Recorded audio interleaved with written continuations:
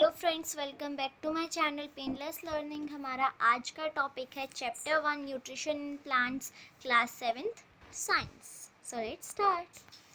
सबसे पहले ये टॉपिक्स हैं जो हम इस वीडियो में कवर करेंगे: nutrients, mode of nutrition in plants, photosynthesis और न्यू टर्म्स। न्यू टर्म्स में वो टर्म्स आएंगी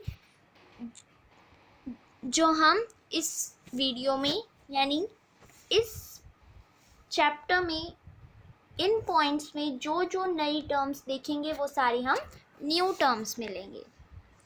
तो अब आते हैं न्यूट्रिएंट्स। तो न्यूट्रिएंट्स क्या होते हैं? न्यूट्रिएंट्स होते हैं कंपोनेंट ऑफ फूड, यानी पार्ट्स ऑफ फूड जिनसे मिलकर हमारा फूड बना है, जो कि उसके लिए बहुत ही इसेंशियल होते हैं।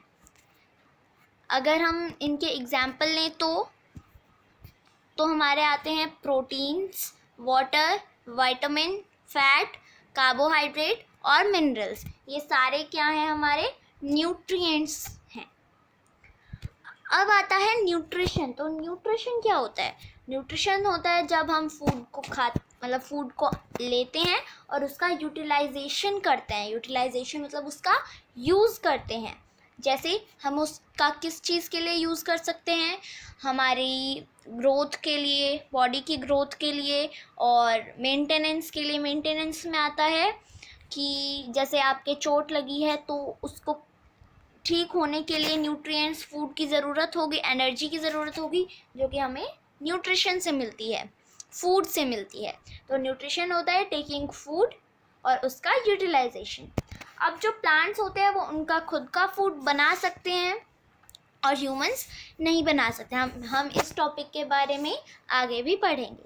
और इसीलिए अब वो नहीं बना सकते हैं ह्यूमंस और एनिमल्स। ह्यूमंस ये एक ही कैटेगरी में आते हैं। तो वो ये दोनों किस पे? प्लांट्स पे डायरेक्टली और इनडायरेक्टली डिपेंडेंट होते हैं। अब आता है हमारा mode of nutrition in plants. Nutrition में 2 टाइप्स ऑफ न्यूट्रिशन होते हैं, यानी 2 मोड्स ऑफ न्यूट्रिशन होते हैं।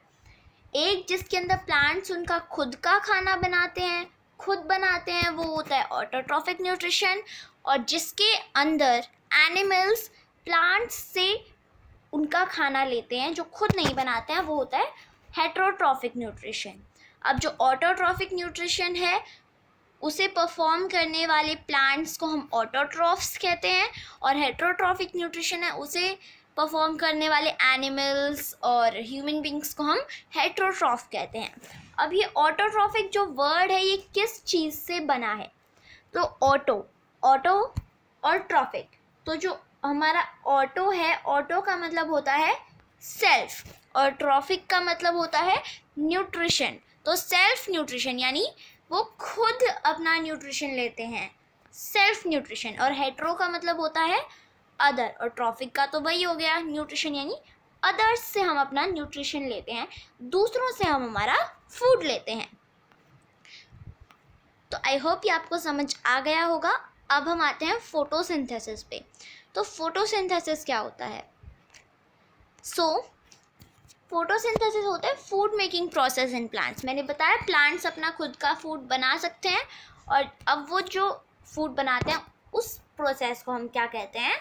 फोटोसिंथेसिस। और अब ये फोटोसिंथेसिस कहीं तो परफॉर्म होता होगा, कहीं तो खाना बनता होगा, तो वो बनता है लीव्स में। Leaves are the food factories of plants.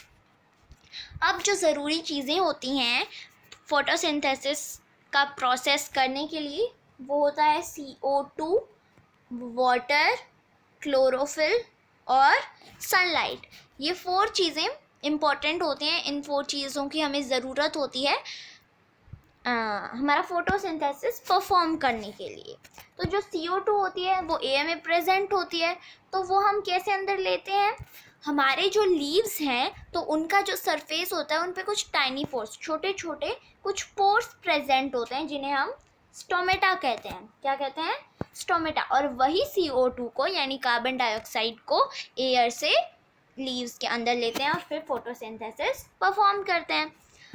और ये जो स्टोमेटा होते हैं ये सराउंडेड, यानी इनके दोनों साइड 2 सेल्स होते हैं, जिन्हें हम गार्ड सेल्स बोलते हैं। गार्ड सेल्स कैसे, अब गार्ड क्या होते हैं, वो हमारी एक तरह से रक्षा करते हैं, वो हमारे दोनों साइड घूमते हैं। आपने कहीं देखा होगा जैसे कोई बड़े बड़े लोग हैं, जैसे हमारे प्राइम मिनिस्टर हैं, उनके दोनों तरफ जो है गार्ड्स घूमते हैं। हैं तो वो लोग ही, लेकिन हम उन्हें गार्ड बोलते हैं, और इसीलिए हैं तो ये सेल्स ही, लेकिन हमने इन्हें गार्ड सेल्स नाम दे दिया क्योंकि ये स्टोमेटा के दोनों साइड हैं, एक तरह से उन्हें गार्ड कर रहे हैं। अब सनलाइट कैसा है, तो लीव्स के अंदर एक ग्रीन कलर पिगमेंट होता है, ग्रीन कलर का पिगमेंट होता है जिसका नाम होता है क्लोरोफिल। जो क्लोरोफिल है वही सनलाइट को कैप्चर करता है।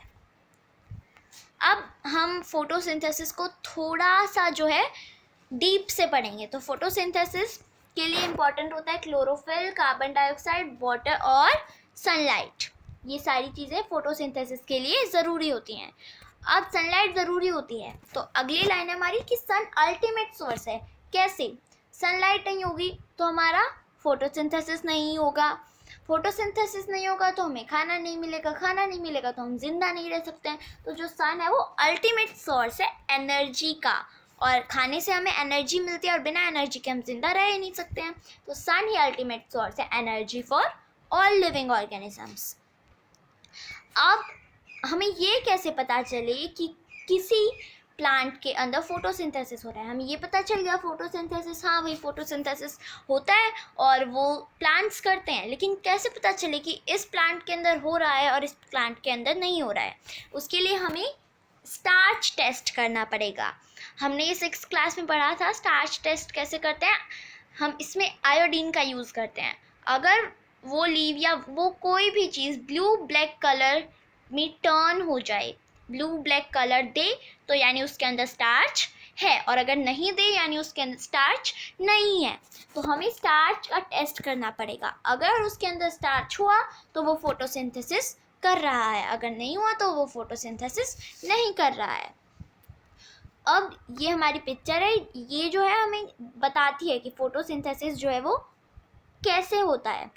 तो हमारे पास सनलाइट है, इसके अंदर क्लोरोफिल है, फिर कार्बन डाइऑक्साइड भी है, ये स्टोमेटा है हमारी, कार्बन डाइऑक्साइड भी अंदर जा रही है, वाटर रूट से ऊपर जा रहा है, ठीक है। तो ये सारी चीज़ें जो हैं, ये जो चाहिए होता है वो हो रहा है, और फिर फोटोसिंथेसिस परफॉर्म होके ऑक्सीजन भी बाहर निकल रही है। तो ये होता है फोटोसिंथेसिस, ऐसे परफॉर्म होता है। इसकी एक इक्वेशन भी होती है। अगर हम इसे बोलें, so during photosynthesis chlorophyll containing cells of leaves, chlorophyll के अंदर होता है ना, क्लोरोफिल जो है उसके अंदर सेल्स ऑफ लीव्स होते हैं।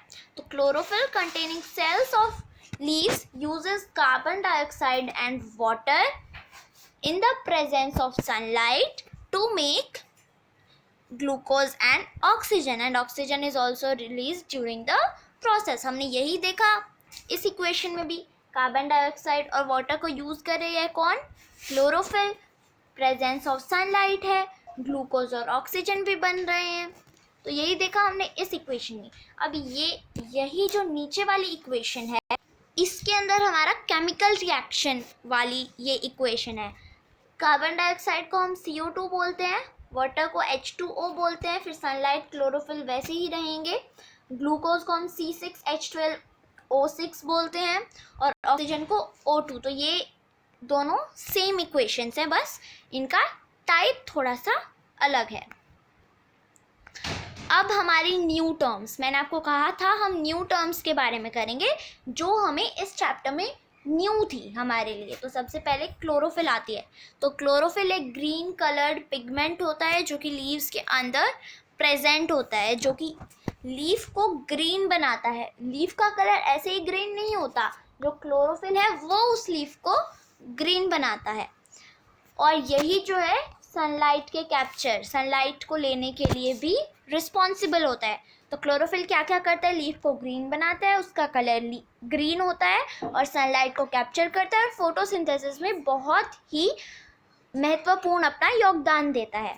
अब बात आती है स्टोमेटा की। तो स्टोमेटा क्या होता है, मैंने आपको बताया ये छोटे छोटे पोर्स होते हैं जो कि प्लांट्स के लीव्स पर प्रेजेंट होते हैं और इन्हें स्टोमेटा कहते हैं। अगर हम सिंगुलर में देखें तो इन्हें स्टोमा कहते हैं,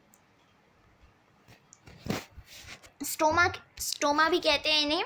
और ये जो है 2 सेल्स से सराउंडेड है और उन्हें हम गार्ड सेल्स कहते हैं। मैंने आपको बताया उन्हें गार्ड सेल्स क्यों कहते हैं, क्योंकि वो उनके दोनों तरफ है और इसीलिए हम उन्हें गार्ड सेल्स कहते हैं, वो गार्ड सेल्स से सराउंडेड हैं।